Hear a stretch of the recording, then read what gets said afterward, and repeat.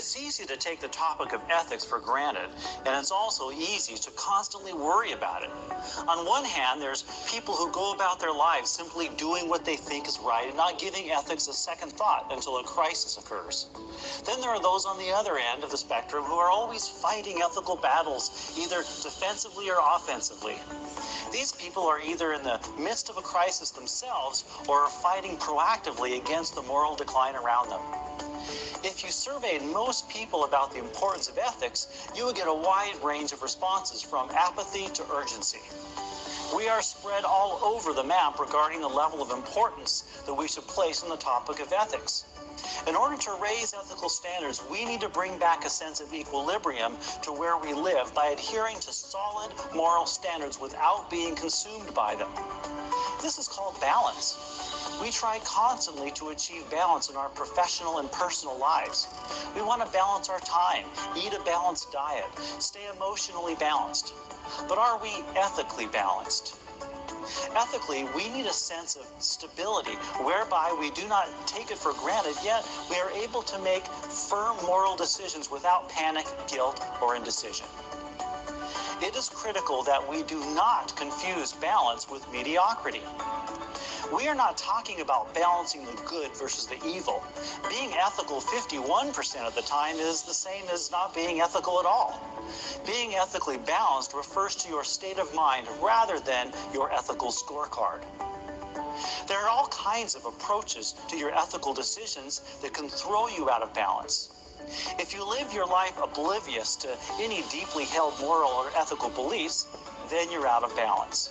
Sure, you may exist peacefully or honestly for some time, but when the inevitable crisis occurs, your natural response will be for self-preservation or doing what feels right at the time of the decision.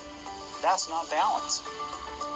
If you live life by maintaining only minimal ethical standards, or none at all, then you're out of balance. In the workplace, these people barely hold on to their jobs until they get caught. Or in society, they find themselves frequently on the other side of the law or battling authority. Without a change of heart, this type of person is doomed to a life of trouble and instability. When faced with an ethical dilemma, his or her response is, who cares? Even if you live by the letter of the law, with perfection as your only standard, you are likely out of ethical balance. Although it may sound odd that doing good is not ethically balanced, being consumed with moral perfection leads you to become legalistic and inflexible. High standards are good, obedience and discipline are good, but perfection and legalism are not.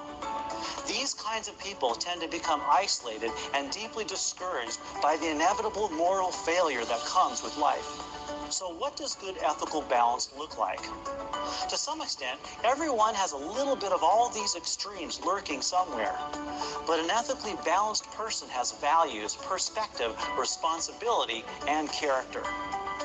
Values are fundamental principles or rules when lived by make you ethical or not. You must have a sense of deeply held core values that show themselves visibly in the everyday moral decisions you make. Perspective prevents you from leaning to one extreme or the other. Having an ethical perspective requires the ability to be flexible in interpreting and analyzing things with a morally principled framework. That is, you are not judgmental of others, yet you have a solid moral foundation. Somehow you are able to see the big picture and live in peace with it. Ethically balanced people accept responsibility for their ethical shortcomings and make a genuine effort to change it for the better. It is more than blame. It is an effort to do what it takes to change and move forward.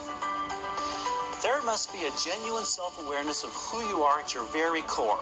This is your character. What you do or believe is right or wrong. This is the real you behind the facades and the outward experiences. Your character should not change with the circumstance, but be a constant moral anchor. In sports terminology, becoming perfectly balanced is called being in the zone. When encountering ethical crises that push you to the limit, you want to be in the zone too. There, you are ethically balanced and see situations with clarity and certainty despite the obstacles in front of you.